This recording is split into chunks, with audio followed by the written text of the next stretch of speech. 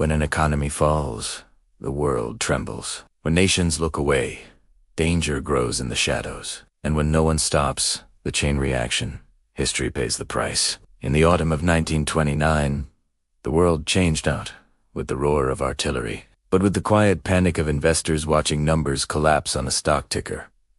The Wall Street crash was not merely a financial disaster. It was the first domino in a catastrophe that would engulf the entire world. This is a story of how a collapse in American finance unleashed a wave that swept across oceans, toppled governments, and opened the door for the most destructive war in human history. And the reason you need to hear this story is because no one believed it could happen.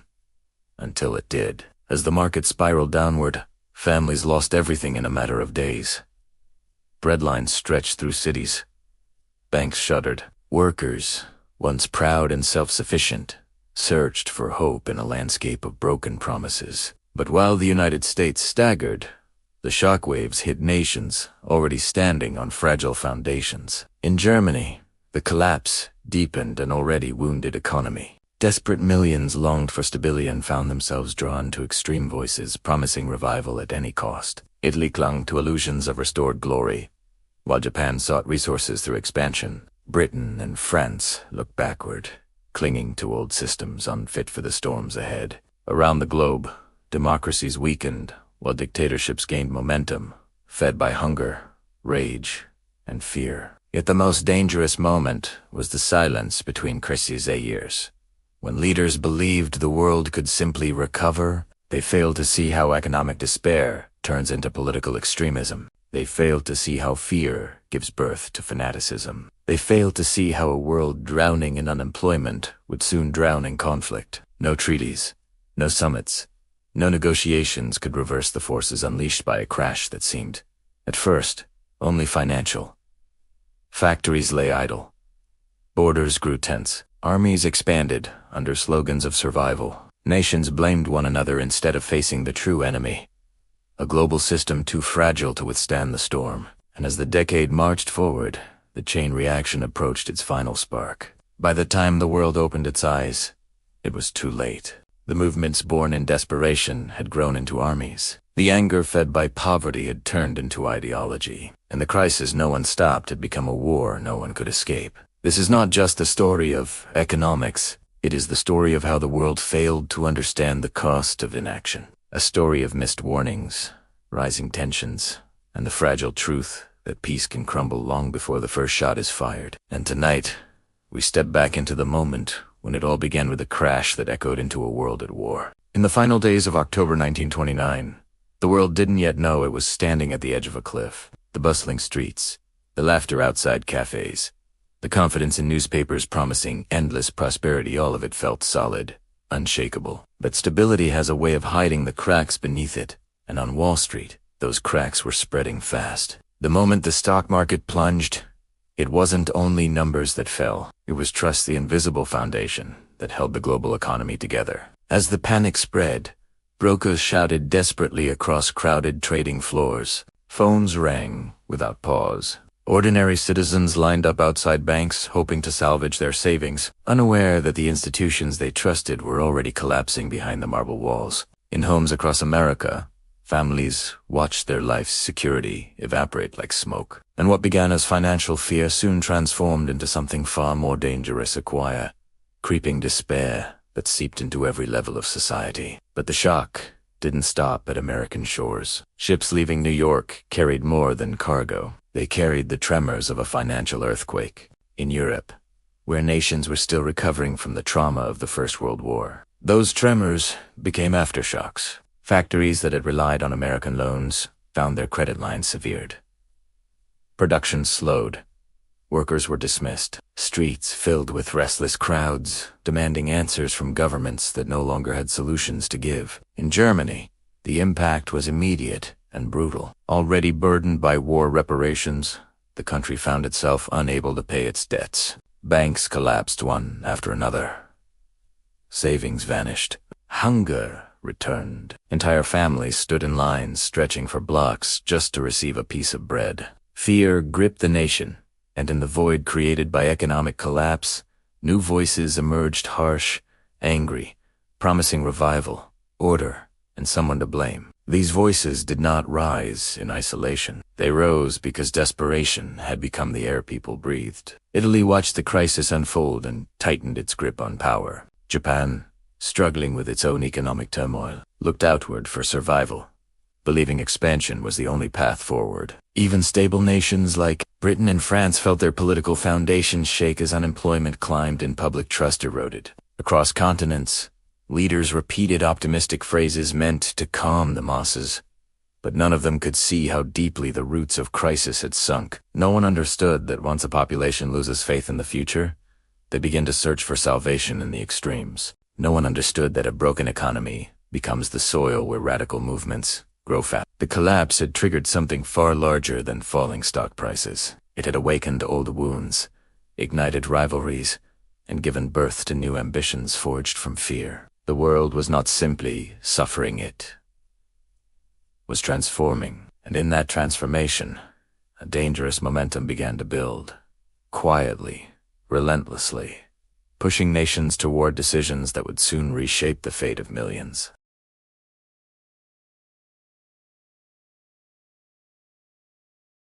They clung to the illusion that economies could heal with time, that societies could endure any hardship without changing course, and that political unrest was nothing more than temporary noise. But the truth was far more unsettling. Desperation was rewriting the rules of global power, and the warning signs were everywhere, flashing like signal fires on the horizon. Across Europa, unemployment climbed to unprecedented heights. Men who once commanded respect in their trades now wandered the streets, searching for work that no longer existed. Mothers bartered whatever they had left, trying to feed families and economies that had lost the ability to keep them alive. In every major city, the old social fabric began to fray as fear replaced patience, and anger slowly took the place of hope. Still, those in power dismissed these changes as symptoms of an economic downturn rather than the birth of a new world crisis. In parliamentary halls, debates grew increasingly tense. Politicians argued over budgets and policies as if numbers on a page could control the rising tide of unrest outside their windows. They failed to see that their people no longer believed in speeches or promises. With every passing month, trust in democratic institutions weakened. In Tis Bakum, ambitious and ruthless figures found fertile ground to advance their ideologies. They spoke directly to the wounded pride, the empty pockets, and the growing resentment of their audiences. Their words carried conviction, discipline, and fury, the very things suffering nations believed they had lost. In Germany, these forces took hold with relentless speed. Economic collapse had shattered the middle class, and as poverty deepened, so did the hunger for radical solutions. The new political movement rising from the shadows didn't speak of compromise. It spoke of power, destiny, and national rebirth. Crowds gathered not because they believed in the future, but because they feared they no longer had one. The world watched, uneasy but inactive, hoping the flames would extinguish themselves. Instead, they spread. Meanwhile, in Japan, military leaders interpreted the global crisis as an opportunity. Facing shortages of resources and a population grappling with unemployment, expansion became the answer. The army gained influence within the government, and the belief grew that survival depended not on cooperation, but on conquest. This shift wasn't sudden. It was the slow, steady result of years of economic strain that had eroded faith in diplomacy. Each decision, each policy, each step toward militarism stemmed from a growing conviction that the world was entering a new era of struggle. Even in countries that prided themselves on stability, the ground trembled. Britain fought desperately to maintain its empire in the face of shrinking trade and rising poverty. France, burdened by political division, struggled to maintain order, while extremist voices grew louder at both ends of the spectrum. The global system was cracking under the pressure, and while many saw the fractures,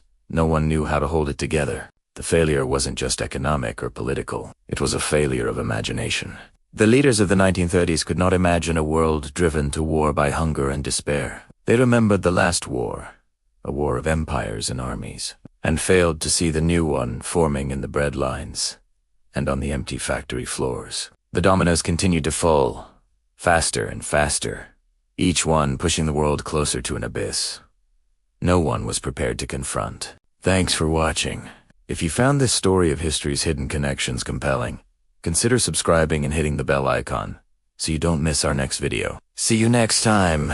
Even as some nations clung to the hope of diplomacy, their influence waned with every factory that shut its doors and every citizen who marched in protest. The global crisis was forcing every country to look inward, planting seeds of suspicion where cooperation once grew. Governments, backed into a corner, began prioritizing their own survival over global unity. But the most dangerous mistake was believing this crisis could be contained within borders. It couldn't. Every economic failure, every political tremor, every new law, born from fear, sent ripples across the globe. Nations watched each other with rising anxiety. When one country started to militarize, another felt compelled to prepare its own defenses. When one government collapsed, it strengthened extremist movements in neighboring regions. The world was caught in a vicious cycle. Distrust fueled rearmament. Rearmament fueled tension. And tension fueled the quiet, growing expectation that peace was on borrowed time. The warnings were everywhere in newspaper headlines, in the marshes of restless workers, in the aggressive speeches of rising political figures, and in the silent reorganization of armies behind closed doors. Yet, leaders across continents chose hesitation over action. They failed to grasp a fundamental truth. Crises don't resolve themselves when fear becomes the guiding principle of nations.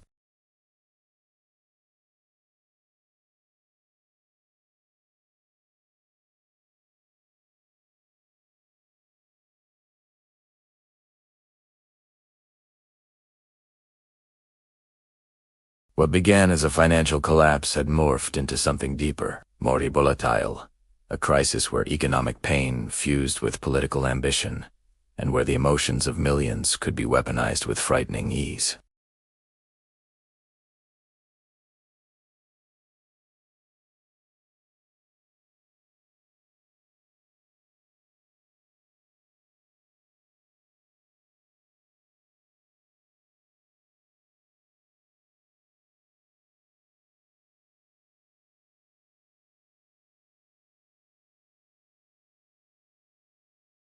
The economic collapse had changed the global atmosphere. It made anger more acceptable, division more tempting, and violence feel like an answer rather than a threat.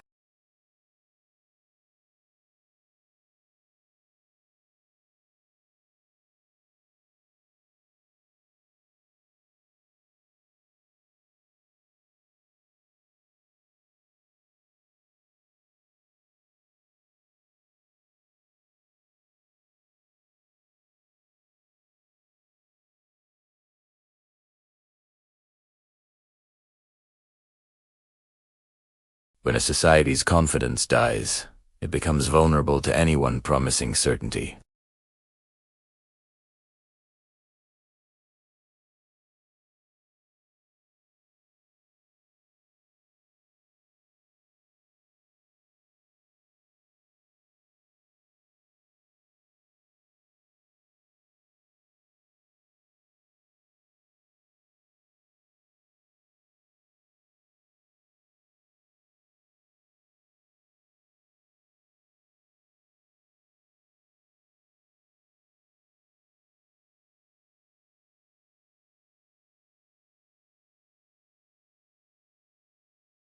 Meanwhile, in Asia, the pressure of the global depression continued to mount.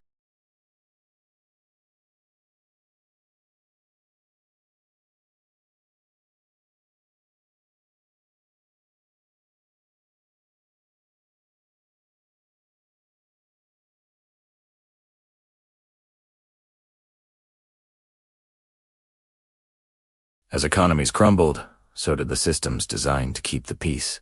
The League of Nations, once seen as the guardian of international stability, found itself powerless. It issued warnings, passed resolutions, and delivered speeches, but none of it mattered.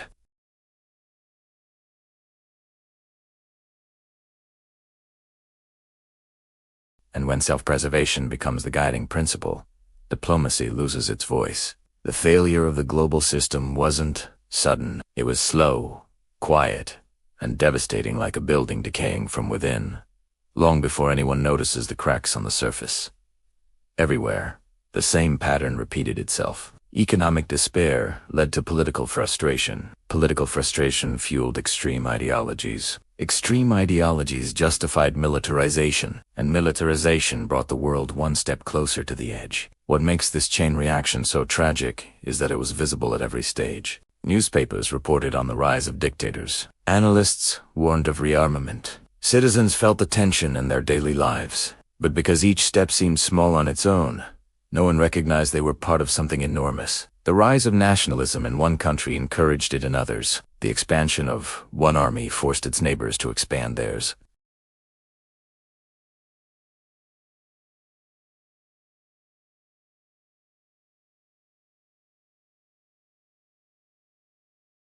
As the world fractured, alliances reshaped themselves, now based on fear rather than trust.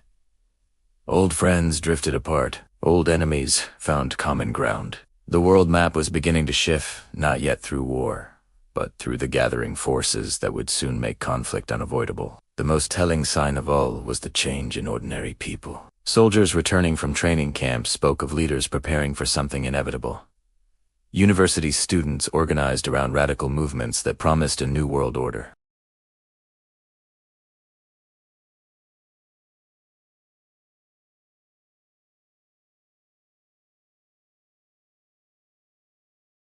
The mood of entire nations darkened. The belief that peace was permanent faded, and once peace becomes a question instead of an assumption, war becomes a possibility. International conferences were held, agreements were signed, committees met behind closed doors, all hoping to steer the world away from danger.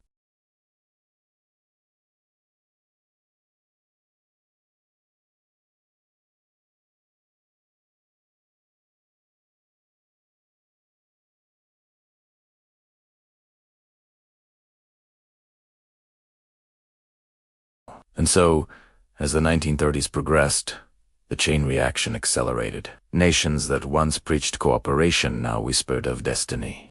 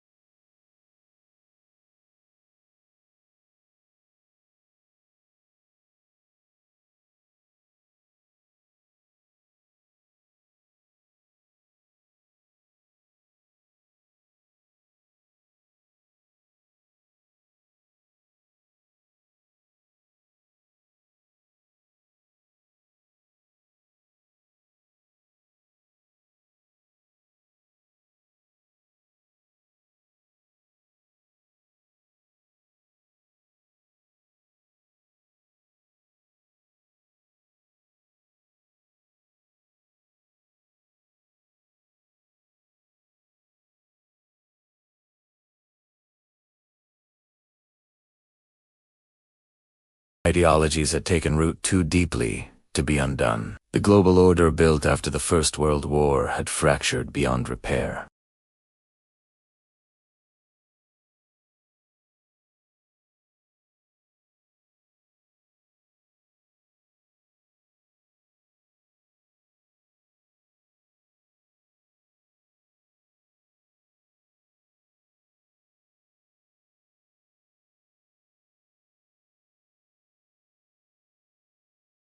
But history does not bend to what might have been. It records what was.